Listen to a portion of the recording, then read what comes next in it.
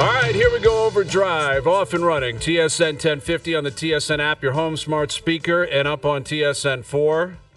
Shout out to Weston. You know how many of those I've taken? Every time I go to your course, I get one of these water bottles. You're the only guy that takes them. Well, because I complain. I'm always asking for water, and then great people there, they're like, let me hook you up. There's no way There's no way you're on the first tee, and he's like, hey, pal, I got you one of these. Like, you're going up to the starter. Dude, anytime I see that guy that brings those up, I'm like, nobody wants that except you. I do. Happily. I love it. It's great. So let me get that off the desk here, but it's good to see you, Frankie. Chesko is in the house. What's up, boys? How are we feeling this afternoon? All good. I had a thought this morning, like, you got something you want to get to, or you want to get right into this?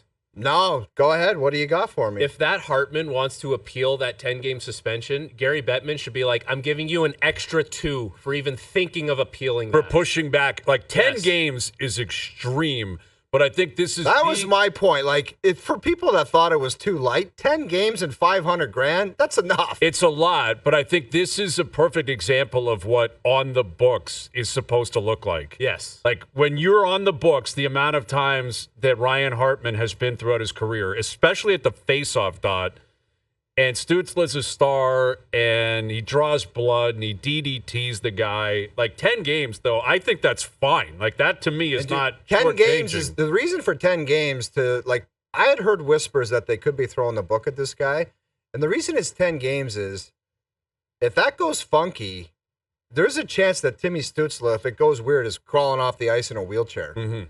Like, Absolutely. that could get real stupid if you fall on a guy's neck the wrong way or whatever. That could have got real stupid. It looks like an innocent play, but for the people that are just like, oh, he just tried to punch him off the draw. No. That was dirty. It was malicious. And Ray Ferraro said it a bunch when we spoke to him on our show at 5. You got to start handing out some serious suspensions again. I guarantee you nobody does that again the next 10 years. Right. It's very clear cut, man. Like, we all played. Like, he knew exactly what he was doing. He knew exactly what he was doing. He got slashed earlier in the game. He didn't like it. He took it out on him on the face-off. He also tried to take off Cole Perfetti's face last year off a face-off. Yeah. With his stick. Like, he slashed him right across the face. The guy's a dirty player, and I like that about him. All that, like, every competitive person would be like, that guy plays for keeps. He's got an edge to him, which is fine. But you're going to pay the piper, and he has. Yeah, absolutely. And 10 games, that's a lot. I find the $500,000 to be the $500,000 to be significant. It's like 10 games is 10 games, but you really got to chop them up for $500K. Well, that doesn't seem. That's a lot of money. It is. It's a lot of money, and like we were talking a lot about that Luka deal yesterday, and I don't think we brought up how much money he lost. Like, I don't think we brought that up enough. And I know that lost how? With the Supermax? He can't get the Supermax. He lost, by getting traded, he lost $117 million. Like, I get that we're so desensitized to money now in pro sports, and in a lot of ways, it's gone so far the opposite way that the average Joe just can't even comprehend or feels like it's thrown in their face. I think that's a big problem in golf right now. All it is money, money, money, live, live, live. And it's just thrown in the face of the average fan to the point where I think a lot of people are completely turned off. And it's not that anyone's concerned that Luka's going to be, struggling at any point. But that trade cost him $117 million. How much money that is? Like, that's more money than anyone in the NHL could ever sign for. Yeah, but don't you think maybe something as simple as this? French fries. Yeah. French fries cost you $117. Dude. And I guarantee you somebody from the Mavs said when he was probably doing something stupid or eating garbage, like, how much you like eating that? Is it $117 million? Yeah. Worth of Is that gnocchi bolognese worth 117 sheets for you? Maybe you should have told the waiter to stop with the Parmesan like a little sooner. Right. But out of all those injuries, right, like Windhorst went through them. He's like, yeah, he had the calf. He came back. He was out of shape. Maybe after the second one, you're like, maybe I don't come back from this one out of shape. Right. Maybe I need to actually consider, that there's a lot of money on the line. And the thing is with the NBA as well, is there's no negotiation anymore for these guys that hit the top markers. Right, if you reach first team All NBA, if you're an All-Star, if you're competing for championships, there's no negotiation. It's just simple. It's a 5-year deal, $350 million, and that's it. There's no asking them to take a 3-year deal or a hometown discount. So really, the only option you have if you're a team now is you either just pay him or you trade him. I think like that's what's happened here. I'm not big into conspiracy theories, but it's like Kobe Bryant was with the Hornets, drafted by the Charlotte Hornets. Guess where he ends up? L.A. Lakers. Yeah. And it is an incredible stretch of championships, and Kobe becomes the Black Mamba, and it's just it's a fairy tale. Ratings are down. All of a sudden, Luka ends up with the Lakers. Well, the Lakers are going down the tubes after LeBron's on his way out the door. Like, as good as LeBron is at 40 years old, I don't think LeBron's moving the needle like he used to, man. No, I don't think 40-year-old LeBron moves the needle. I think that's very evident. I think if you go to watch him play, he still would be very compelling, clearly. If you have a ticket to go see him, it's still something you want to do. But it's not 15 years ago LeBron moving the needle. No, it's not. It's not. So all of a sudden, this guy, like, dude, when you see a headline, like, outraged other general managers that they didn't get a phone call about this guy, yeah, I understand why the conspiracies could get carried away a little bit, and I do understand why it makes a lot of sense if you're in the marketing department of the NBA for Luka Doncic to be in LA. Wes Chang brought that my attention. He probably wouldn't want me sewering him like that. Wes is a man of integrity that loves the sport of basketball. I don't know, man. Do not throw him under the bus. I refuse to accept that. It also, I think, is very fitting that in 2025 you have a blockbuster trade where neither guy is going to play, right? Like the Lakers and Dallas are playing, and neither guy is playing. Yeah. By the way, Duthie, Wes is around the corner. Go get him and see if he wants to come in here to defend himself. Okay, yeah. If we just sewered Wes, we probably should give him that opportunity. But Anthony Davis, they're in Philly tonight. He's not playing. He's hurt with an abdomen issue. And obviously, Luka, the Lakers are playing the Clippers tonight. Yeah, I love how Luka magically is, like, ready to go. Oh, he's real close. He's day to day. You see Rob Pelinka in his leather jacket with the rolled up sleeves today during that press conference? Yeah, he's looking slick. I thought that was a shirt. That was a leather jacket. It was a leather jacket. Yeah, post a pic, Joe. Look at this guy. Like, I was tweeting out, that guy's going right to the Roxbury after that press conference. The Butabi brothers are waiting for Rob Pelinka. And, like, that is so L.A. If he's the GM of the Memphis Grizzlies, there's no way he's wearing any that. other GM dude posts up in a suit. Like, yes. For that pick, that moment, it's a suit. It's the biggest moment of your career, and he's been the GM of a championship team. You just made maybe the craziest deal in NBA history that everyone's buzzing about, and you show up. That picture will be hanging in the hallways of crypto.com forever, and the guy's got a leather jacket on. And he wouldn't want it any other way. No. Like, this is how I express myself, and I'm different, and I'm LA, and I like that mentality. Like, there's certain protocols for certain events, and I played with, like, just a mega Hall of Famer, and somebody said, oh, at this particular thing, you're supposed to wear this, and he just looked at him and says, I wear whatever I want, man. I have a ton of respect. I do too, man. Jason Day walked around Pebble Beach in a sweatsuit. People were outraged. That's extreme, man. That's extreme. Like, those were legitimate. That was the Luka sweatsuit when he got off the plane in L.A. Like, those were sweatpants. Dude, that's a homeless guy's tuxedo. That's a sweat up and down. Is that different than, like, the pants, the baggy pants he was wearing? This is different. Dude. No, this was like a sweatsuit. He was in a sweatsuit. Like, if you go to Walmart, there's a sweatsuit area, and he picked out the pant and the matching top. Yeah. He rocked it. Like, he's with Malbin, right? Which is, they're out there, they're an eccentric brand, and he's the face of it. I think that was a miss, though. That one, to me, seems a little bit extreme. Yeah, he wore another one. He got almost kicked off Augusta National. It said, like, Melbourne golf tournament. Augusta's like, you're not wearing that out there. Augusta told him you're not allowed to do that. Like, that's what you kind of have to appreciate with Augusta. They're like, that's not how we operate. No, you're not wearing that out there. You're not wearing that. And I'm pretty sure I know he did. He's like, whatever, okay, I'll wear something else.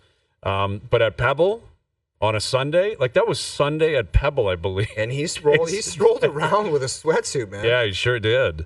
But yeah, Rob Pelinka rocking the leather jacket, and everything's all good out there. And it's like Eddie Belfor. Remember it's one of my favorite moments in the last 20 years is Hall of Fame induction weekend. Ed Belfor. Yeah, Dougie Gilmore was out there, nice suit on. Everyone had a nice suit, and he wheeled out with a white tee, a plaid shirt unbuttoned, and a leather jacket unbuttoned. Yes.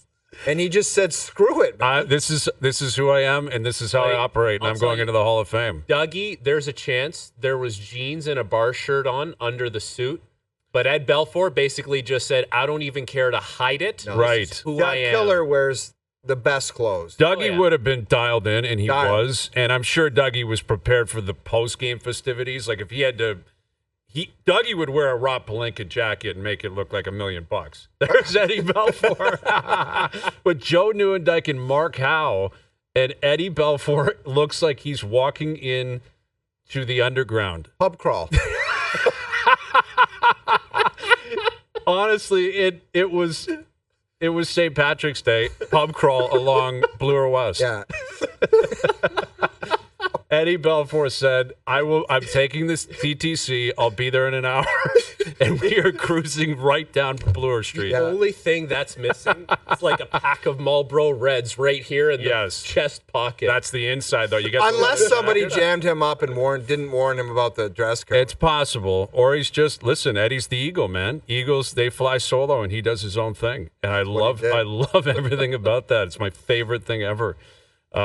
Anyway, we got a bunch of games in the NHL tonight, in the NBA tonight. You mentioned Ryan Hartman obviously getting the 10 games, and we got the Leafs in Calgary. It sounds like Mitch Marner and Ekman Larsson game time decisions. I don't know what happened to Marner. He took a hit or something happened to him in the Edmonton game, and Berube said, he's dealing with something in a specific area. They're trying to figure it out. They're trying to make it, I guess, possible for him to play. This is a guy that never misses games, or very rarely does.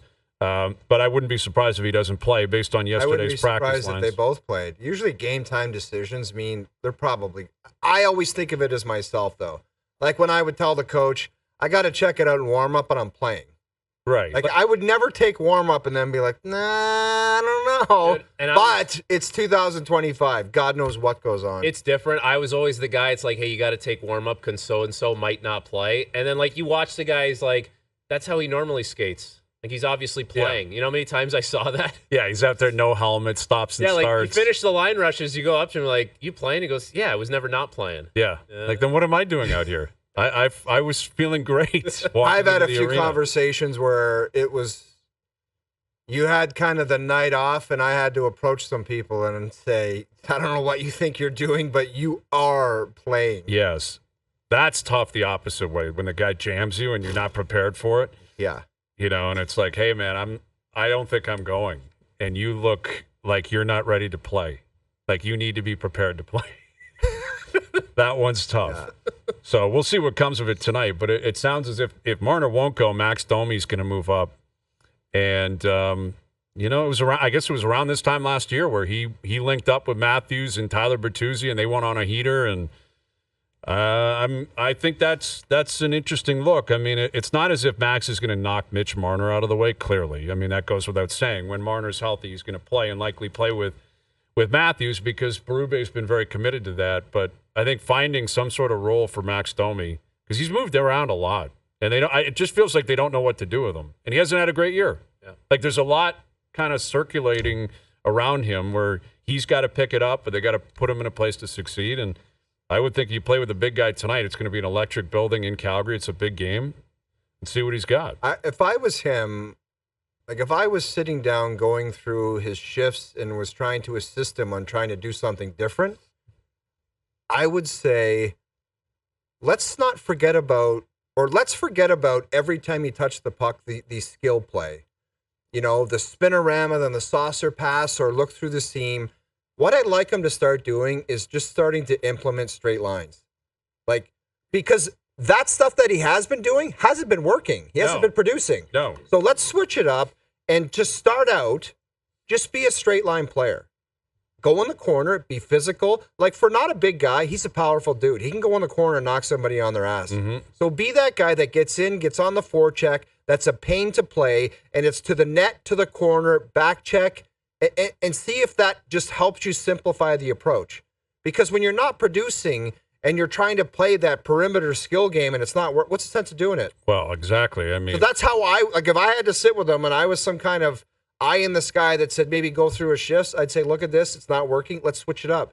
Change your approach. You'd think that's what Berube wants, too, right? Like, how often have we heard straight line, up and down the ice, get in there, be physical? Well, he's at his best when he's got a little snarl to his game. That's when he's at his best. And then, you do that stuff, and then all of a sudden some skilled opportunities. And I think he's got a hell of a shot, too. So when he he passes never up uses it. I know. Never uses it. I would say, look, man, you get in that shooting area, you don't shoot the puck, you're not going out there the rest of the period. I would force him to shoot the puck. I think he's got a fantastic. I like his skill set. I always have since he's been in the OHL. Since he's been a young kid, he's always tremendously skilled. But what he's doing right now, it's not working. So I always talk about it with every player. You got to have some kind of plan B.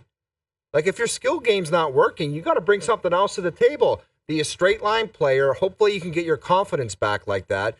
Just Matthew Nyes, bang one in front.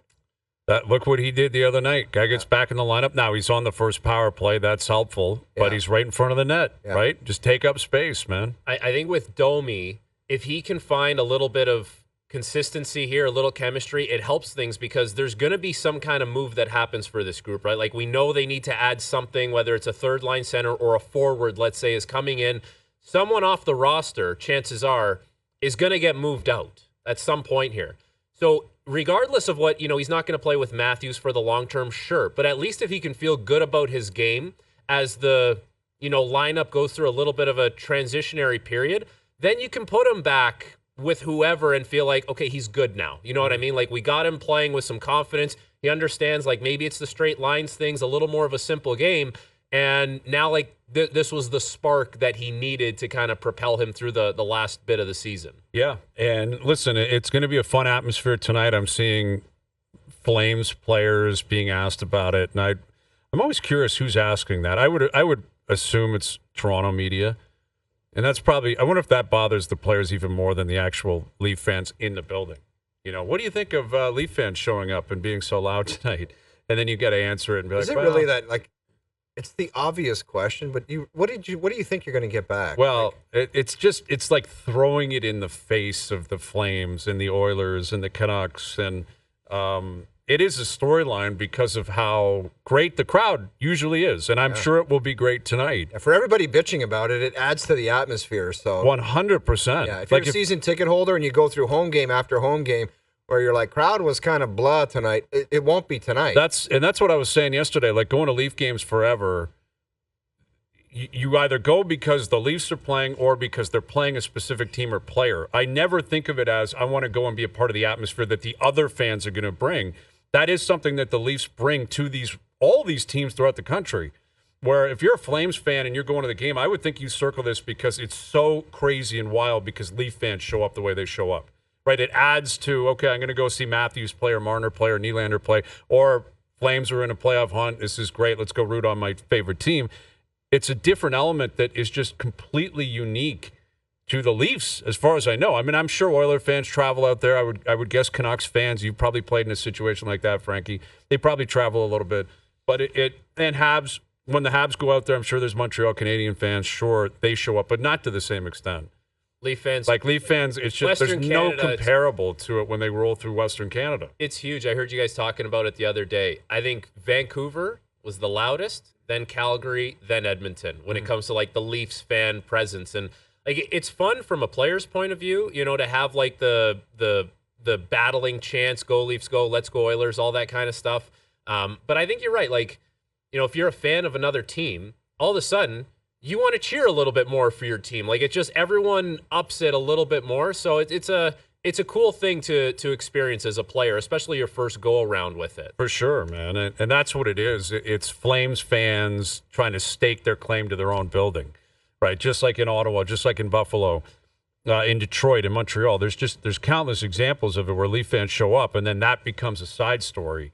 And again, it's not even about the players as much as it is about the fans, I think, and their reaction. And Dustin Wolf will get the start tonight, and Joseph Woll's going again. And it sounds like Stolarz may be available for Thursday against Seattle. No guarantees on that. But we are getting close to the Four Nations. I mean, the guy's been out for 7 weeks now, I believe. He's taken up every single second of the rehab, and that's fine, because they've survived without him, and I appreciate that Wall keeps playing. I've said this countless times over the last few weeks. The numbers have dipped a little bit. I think his save percentage on the year is down to 909 or something like that, which is probably around league average, maybe a bit low. But the fact that he's playing and it's not a debate and you don't hear anything about it while he's playing, he couldn't playing through something or something's nagging him, he may not be able to go. That's a positive sign. He did the same thing. That's a very positive sign for Joseph Woll. When he started out the year injured, Stolarz took the net and said, sorry, kid. Absolutely. And I think you can argue to the same degree Joseph Woll has done that while Stolarz has been out. He's basically said, I'm the starting goalie as of right now. Yeah. You haven't been around, and I've been holding the fort down as well as I can. I think it could be better for Woll, but I think if there was a must-win game next Wednesday, I think Woll would go in there. I agree with you. I think that's probably been established until you see what Stolarz returns to. Yes. Like prior to the injury, Stolarz had been playing great. His numbers are outstanding. They both had a segment where they both were good, and that's what you want from them. That's what the ideal tandem is. The only problem with that is before the playoffs, you got to figure out which guy you're going to roll with. Yeah, you got to have a game 1 starter, and you got to have a game 7 starter, even more important. Which I'm not sure, like when Stolarz comes back. Well, 7 is do or die. Game 1, if you lose it, you're like, okay, we'll put the other guy in for game 2. Game 7, there's no going back. It does feel like an eternity, though, from game 1 to game 7, doesn't it? Right? Like, so much can change. But when Stolarz comes back, I don't know how you guys feel. I would love to see them just go Washington Capital style 50-50, just alternate starts. Why does one guy need to play 2 in a row at this point? They've both been hurt. They both had to play more than they should have. In a great game. I like putting him in the next game. Yeah. The question is going to be, what the standings look like also down the stretch, right? Like Ottawa won again last night. They've won 5 in a row. They're 2 points back of the Leafs. Like it's all of a sudden a scenario here where Florida is starting to get going again. Florida's starting to pick it up, and they're in Washington tonight, I believe. That's a great game. But you're jockeying for position, and you can't really breed to the extent where you're comfortably into the playoffs. I'm sure there's a lot of confidence they're going to make the playoffs, but you are a bad week or two away from being like in the wild card spot, so you don't really have that much breathing room to, I think, establish a plan like that. I think ideally that plan works. They had the chance to go to a different level where there would be some comfort zone, but they kind of pissed it away when they had that losing streak. Exactly. And everybody came back. You lose 6 of 9, and now you're kind of back in the middle of things. That's right. Now you run off 3 straight wins here going into the Four Nations, you breathe again. That's right. You're probably 8 points in, maybe 9, 10 points in. You say, okay, we're good here. We got 27 games left, all good. Let's be realistic. They got 3 games left. Pick off 2 of them. Yeah, exactly. You get 6 of 8 on this road trip. That's a great road trip. That's exactly and you got the toughest, too, the first game. Like, you beat Edmonton in Edmonton. That's as tough as it's going to get. That's the mentality anyway. But I always used to say when I had leadership talks in the locker room, if we'd win tonight, I'd be like, okay, boys, we win the next 2. Now we're talking about a real solid road trip. You get the next one, and then you're in Van. You're like, we're not going home without a perfect record, boys. We've come this far. Let's make it a great road trip, not just a good one. Unbelievable. Leadership. Running through a wall. Just an update for you guys. Dougie Gilmour informed me that Eddie lost his luggage. That's why he wore the jeans. No. Apologies. We have to I rescind all commentary because we love Ed Belfor. Yeah, and we love that outfit. Well, we just thought it was strange that he pulled it off. Yeah, exactly. I mean, could we not have someone in the city hooked up Eddie Belfor? Like, come on, man. That's Ed Belfor. Yeah. But how much Hall of Fame goalie. We respect Ed Belfor so much that if he did show up like that on purpose, we would respect that. Absolutely. It's one of one. But now I'm glad we have access to that information. Dougie have the jeans on under his suit or no? Never. Dougie's one of the best dressed guys in the world. Yeah, Doug Gilmour brings the heat. Always. Hall of Fame night. How many suits do you think he had for that weekend alone? I think he had 4 total custom made for the whole weekend. I agree. I think the Friday night game, Saturday's party night, Sunday's party night, Monday you're going into the Hall of Fame. Yeah. I'll bet you Doug Gilmour had 4 separate suits. Custom. All right. James Duthie coming in studio. Duthie will join us. Maybe get Wes Chang in here with his conspiracy theory. Yeah, see what Wes is up to. He's over there, man. I just saw him. Okay. We'll ask Wes about where he stands on a league conspiracy. This is serious stuff. It's like Watergate. Do a list like top 5 sports conspiracies. Well, a lot of them are in the NBA. Although I will say this Chiefs like Gretzky to LA is Gretzky to LA is pretty substantial, right? The Knicks getting Ewing in the lottery, that everyone points to that. the cold. How about the team the here? cold ball, like the one No, ball. the cold board or whatever. Yeah, lottery ball, wasn't it? The envelope. Oh yeah, the envelope. The That's what it was. styrofoam board or Yes. whatever. Where one was cold. Right. Would Toronto getting Matthews fall into the conspiracy category?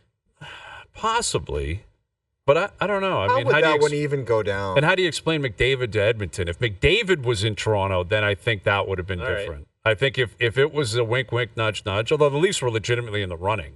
The Leafs They're had one the of the- best odds to get McDavid at one point. At one when point. it came down to the nitty gritty, Yes. the Leafs had the best odds. But they were a bottom 5 team that year, Yeah. I believe, right? That was when they really bottomed out down the stretch. And I think Randy Horacek was here. Spotter and Horacek. Yeah. Was it Peter Horacek? Peter, Yeah. not Randy Horacek. I'm thinking Randy Carlisle. Randy Carlisle got fired, and Peter Horacek took over. I thought that name sounded weird. Randy Horacek. Horacek. Although it Good sounds one, right, Randy. too. Good one. Randy Horacek's a guy that lives in Keswick. Yes, he does. Randy Horacek, and he loves the show, and we love him. And he has 20 garage beers. Yeah, and he's dressed like Ed listening to the Belfor, show. and he's having a great time. All right, so Duthie's coming up, and we've got Confirm and Deny in about an hour. All right, Overdrive continues, powered by FanDuel, bringing you everything from the opening line to the final score. There he is, James Duthie. Panel night tonight, Leafs Flames on TSN 4. And then are you off to New Orleans? Or Yeah, tomorrow morning. Tomorrow morning, very Yeah. nice. I stayed, usually we'll go Sunday for the full week, but because we had a Leafs game Tuesday night and my dedication and love for Leafs Nation, I wanted to stick around. Jimmy, we're Attaboy. starting a blockbuster new segment this week. Oh, You know how your boy Puffy always brings up trade possibilities, and he says, "Who says no?" right. At the end of it. That's the name of the segment. It's Oh. called "Who Says No." We're bringing together different packages, trade opportunities, and which side would. say Are they no. stupid ones, though? Because he's always I said like, Joe from the Bridge is not included. Yeah, for the he's segment. always like Tavares and OEL for McKinnon, who says no. We're not partaking in that nonsense. Yeah. We're getting legit transactions.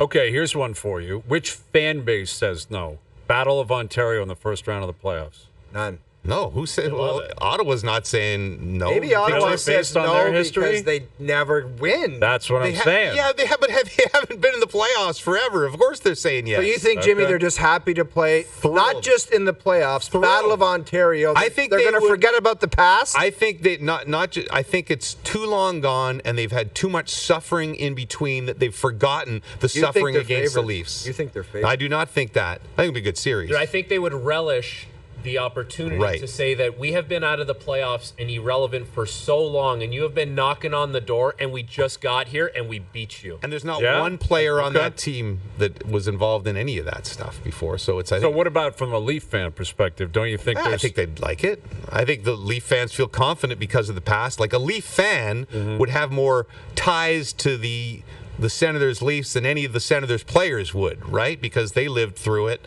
and they would be confident. And I think it would just add juice. Plus a Leaf fan is so sick of Boston and Tampa and everybody else in that division in Florida that they want fresh blood too.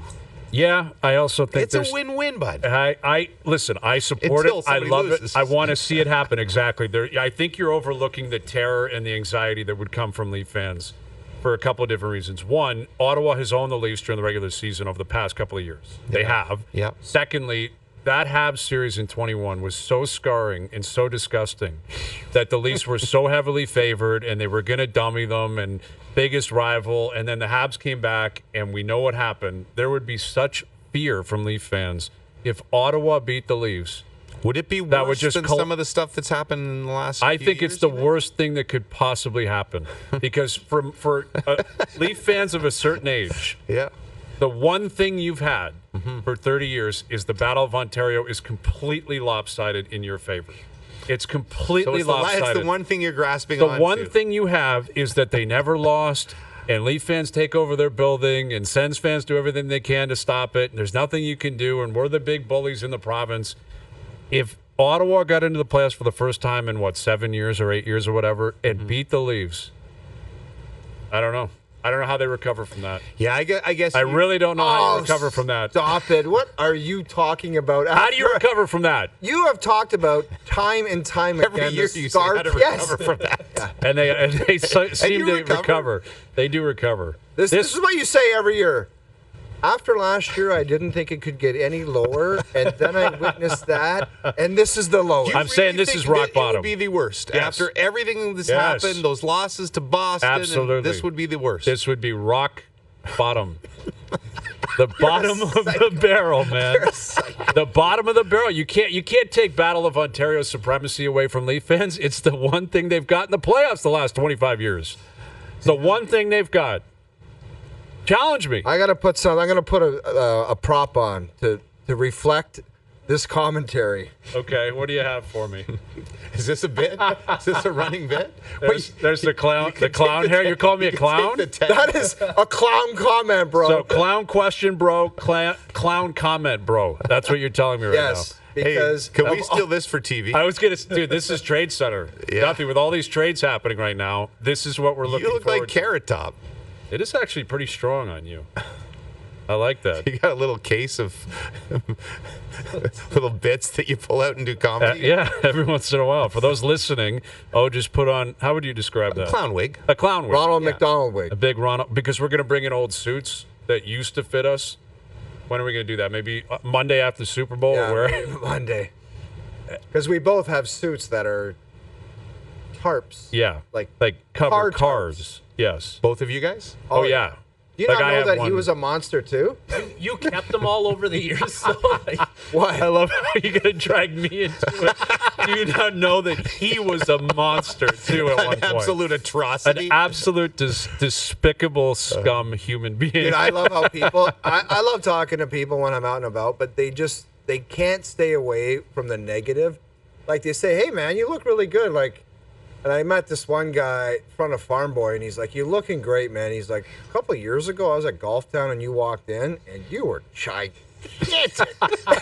The way he said it, I was like, Yeah. You can say the first part, but you Right. don't have to backtrack to Golf Town, where I was a monster, and you saw it, and you were shocked." Like, you don't need to say that. Yeah, it's not necessary. Well, I did hear you the other day. You're talking about Luka, and I thought it was cute because you were like, Luka. I hear he was pushing 3 bills. Yeah, and I was Monster. 302, and I'm 5'11". Do you think Luka could give you a little call? Yeah. Hey? You should put him Personal on your program. trainer. Get him with the life Absolutely. coach. Well, he just brought it up.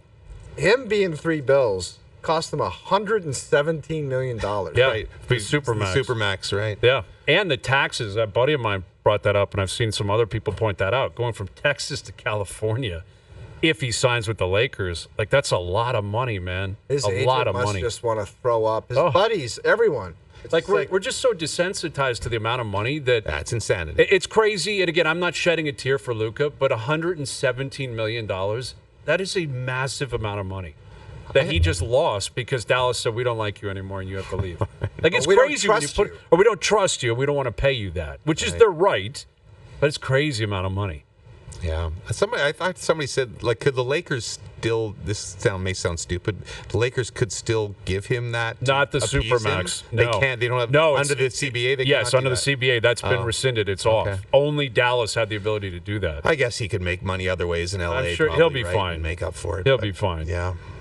So we got a lot of Canadian content tonight, right? And on TSN, of course, you got Leafs Flames. Frankie, you're doing the Habs game tonight, right? Habs Sharks 10:30. Habs Sharks. You got Ottawa and Tampa tonight. Sounds like Linus Olmark may be playing. That was 10:30. That's why I volunteered to go late to the Super Bowl to do the Flames, the 9 o'clock, but then Seattle Thursday.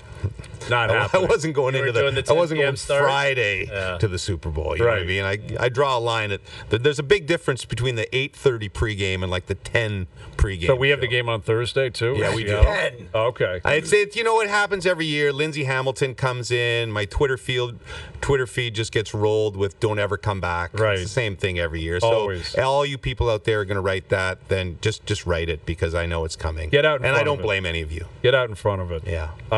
It sounds like Linus Olmark may be playing tonight, and Better be. He had his gear on last night, and he was the backup. I know he did the Demko. I'm coming back, but I'm only going to back up, which is really unique, and that's modern hockey in a nutshell. I can back up and take some shots in warm up, but I'm not playing. But it sounds like he's going to have to play tonight. Obviously, if he was backing up, you would assume. But A lot of pressure on him, man. They've won 5 in a row. Forsberg's been really good. They're in third place in the division. 2 points Absolutely. behind Both the their Leafs. goalies have been excellent Absolutely. since he went out. It saved their season. Yeah. Because when he Marilynen's went been down, I don't know if he went down in the midst of that span when they were losing, whatever it was, 5 in a row or something, or right before that. Jimmy, this and guy it looked just like missed they were going 20 to fall off games the with a edge. back spasm. Yeah. It was right before. Yeah. He went out, I believe, in a game in Edmonton that was right before the Christmas break. And then Forsberg sucked And- for a while, and they went on a... Well, Forsberg was out at the time, and Levy, like a Chevy, had to go in. Yeah. He played, and then he played well, and then Forsberg came back, and then Forsberg couldn't play well, and then Levy had to keep it going. And then now they got Forsberg's been Holborn. ridiculous And the then he last played well 6 after. games or something, yeah. That's the biggest difference with that team because they were the biggest goaltending graveyard since Philly in the 90s and 2000s over the last 10 years. So, going to be a great first-round playoff series. I'm looking forward to it. Can I do a Dear Hazy B question for you? Yes. What do you have for us? Well, I came back from the lovely Turks and Caicos. And I wanted to share with you a taxi ride I had. Which you live there. I don't live there. I'm a Tax haven. I have no accounts down there. It's not a tax haven. Okay. Stephen Ames lives there, so he pays no tax. Like I was asking him about this down there. He has to pay if you win money on the tour. You have to pay in the wherever you win. So you win in Louisiana, you have to pay Louisiana taxes or whatever. But there's no income tax in Turks and Caicos. So everything else he just takes home, which is significant. Yeah. What were you talking about? Taxes with Luka. Okay, so I go out for dinner. I get the restaurant to call a cab for me. Very friendly cab drivers in Turks and Caicos. Where I am staying is probably about a 7-minute cab ride from the restaurant, one way down the beach. I already know what this He starts going, he's got a bag of chicken fingers, and he says, I'm not going to try to do the Caribbean accent and insult this poor guy, but a very laid back guy. He says, I got to take these chicken fingers to my wife. And I'm like, okay, I've had a bottle of wine with our people there, so I'm in a good mood. I have nowhere to go. Yeah. It's 10 o'clock. What am I going to do? And I go, why couldn't you just say not on my dime? You're not. So I said, okay, right? Because I figure it's going to be on the way, right? Oof. Gladys or whatever his wife's name is. I got to take these chicken fingers to Gladys. He goes up to the highway and turns the opposite way. Dude. So now my wife is squeezing my hand because she's nervous, but I'm not nervous. I'm a good judge of people. I can tell this guy's an okay guy, just no self-awareness.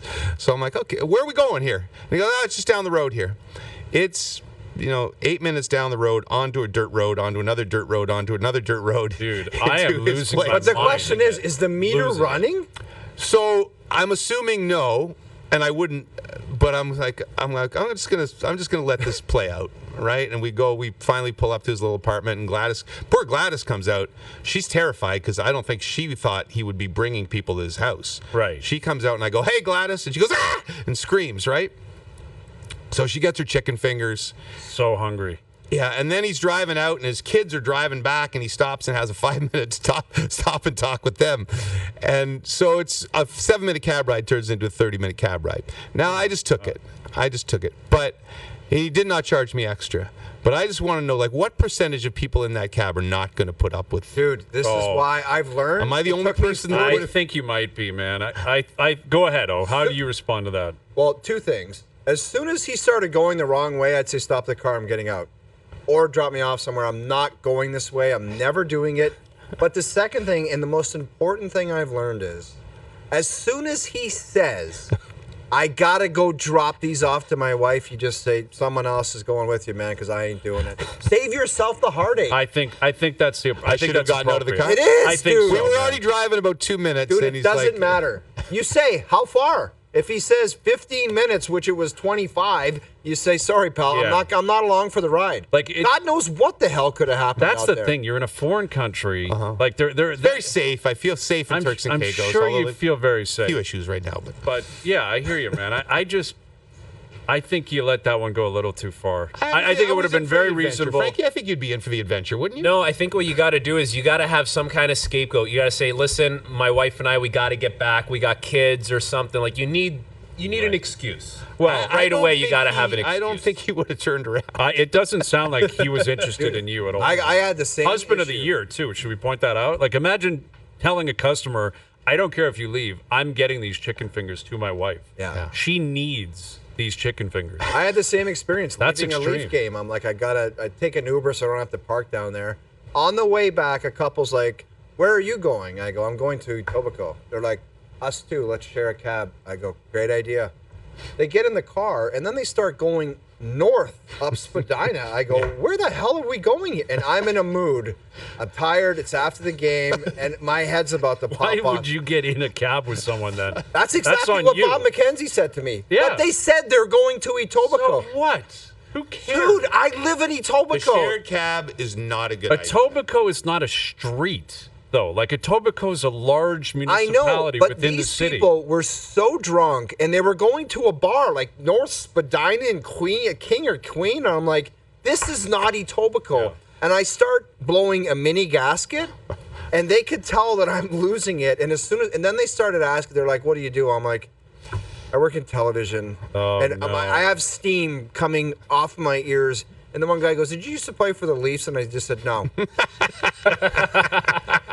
And they got out, and the driver was like, you hate those people, don't you? I said, there's no one on this earth I hate more. Did they pitch told me- in? Did they give you any money? They did. They attempted to, and I said, please, I got it. You just got to get out of the car. Okay, well, that's a good Just leave. Samaritan. Awful. But Yeah. they're, again, never share a cab with somebody. It's Well, just trouble. on the flip side, we went grocery shopping the first day, and I was looking for a cab, and this old couple heard me talking to the manager saying, could you call a cab for me? And they said, hey, we'll drive you back to your hotel. That's a very nice thing to do. So we stick our groceries in this couple from Michigan's trunk. They go, oh, we always wanted to see Waimara, where I stay. So they drop us off. I'm like, do you want to come in and see the resort? I'm not going to show them my room or anything like this, but they were kind enough to drive me back. So they come in, and it's kind of a not an exclusive resort, but there's like security there. You're only supposed to be staying there. So I got 3 bags of groceries. I'm not going to show them like, hey, I just See have you a look later, around. man. We go down to the pool like They're 2 hours there. later. They're in the pool. No, they're frolicking. not. Dude, this is a Curb Your Enthusiasm segment. Oh, and now I'm like the wife gives me a wave, and I'm just headed straight to the beach. They're in the pool? I would They're have said, 70 years old. Good for I them. don't care, man. That's extreme, but Yeah. good for that. That is a Larry David I got a moment. lot of weird rides in Turks and Caicos this time. I had a lot I of just adventures. simply would But did a part of you not say you and the husband get out of the pool? Well, no, they drove me back. What am I going to do? They I drove know, but that's the thing. That does not give you a right to jump in the pool. Yeah, that's Part of the extreme. transaction. It's extreme. It is extreme. All right. What do you make of the Super Bowl? You got to, the line hasn't moved at all. Chiefs 1.5. It has not moved at all. I feel like Philly, but I said the same thing about Buffalo. I feel like when a team has everything go right for them all year, like this was a crazy year by the Chiefs. If you go game by game, the games they won, they shouldn't have won. Although I don't think that's been that way in the playoffs. They play great. So I want to take Philly, but I just get fooled every year into I doing know. that. And then you watch Mahomes and you go, why the hell did I pick against them? That's the I reality. keep getting swayed in the States by the pundits saying, and they all refer to them as this. They say Philadelphia has the best roster in football. Like top to bottom, it is the best roster. I'm like, maybe did they say that about San Fran last year too? Probably they did. They Yeah. might have. Oh, yeah. they San would've. Fran was favored last year and had no business being Yep. favored. Yep. They would have, though. That's exactly what it would have been. The Niners, So I started to McCaffrey bite a and- little bit. I'm like, maybe the best roster in football has a chance against Mahomes, but then I just keep deferring back to Mahomes where he always wins. The guy always figures it out, man. The Eagles were big favorites, or like 6.5, I think, the year that A couple years ago, Yeah, against- or at least I remember on our panel, we all thought they were going to win by 10. I think unanimously. Yeah. And we looked like idiots. So I'll probably pick KC because I can't do it again. It's going to be a great game. All right, JD, enjoy the panel tonight. Good luck down in New Orleans. Thank Do you. not take cab rides in New Orleans wherever they want to take you. That's not a spot Yeah, you I want won't to be do doing that. that. All right, No buddy. chicken fingers for Gladys. Good seeing you. There's James Duthie. Leafs Flames tonight on TSN 4. Overdrive continues, TSN 1050 and on TSN 2. All right, Scott Hartnell in about 15 minutes. Confirm or deny coming up. Super Bowl week has arrived. Every incredible playoff moment on TSN is powered by Bud Light, a refreshing taste that's easy to enjoy. Tune in game day for pulse-pounding action. And as we were saying with Duthie, the spread has not moved. They had the media night last night. I think the Luka Doncic trade actually overshadowed the Super Bowl, which is pretty wild. That's how big the deal was. That the last 2 days in the U.S. anyway, it's still just Luka, Lakers, LeBron. Don't you find that first day to be kind of lame, to be honest with you? It's like the same questions. It's kind of... Especially with the same teams. Yeah, and it's usually people other than the players that are trying to make a scene. Like Ocho Cinco was there. Or, right. And like media members asking the goofy questions to try to make it about them, to your point. But I also think there's nothing new at Kansas City. Nothing. Like they haven't added players that you're overly interested in. There's there's no new coach. It's the same thing. It was just like with the Patriots. When they kept going, nobody cared until you got to the game. and I think they take pride in saying it's not anything special. It's right there in front of you, but can you stop it? Yep, exactly. And, even Philly, they were there 2 years ago. We know Jalen Hurts. We know Nick Sirianni. We know, Barkley's different. That's Barkley's the thing. new. They have a run game that they didn't have previously. And Jalen Carter's there. And Carter's the guy, you circle him, can he play the Aaron Donald role? Can he break through that line of scrimmage? Can he get after Mahomes? I kind of keep thinking about it. And I'm Possible. like, maybe Philly, with the addition of Barkley, maybe it's enough to get them over the finish line. And then I smack myself, and I'm like, it's Mahomes, dude. Yeah, that's it, man. I mean, you have to pay respect to the guy and the Kansas City Chiefs and how they operate. I think I would take the points and take Philly right now, but man, you can go either way, and you can make a case for it. It's a really good. It sets up to be a really good game. And if Mahomes has the ball last, exactly, that's the thing you fear the most. Is this guy has the ball last, and the game is within reach. Absolutely. Hour 2 coming up. Scott Hartnell on Leafs in action tonight, among many other things happening throughout the NHL, including the Buffalo Sabres, making sure the world knows that they're never going to be taken advantage of again. That and more still to come. Overdrive continues. TSN 1050 and on the TSN app.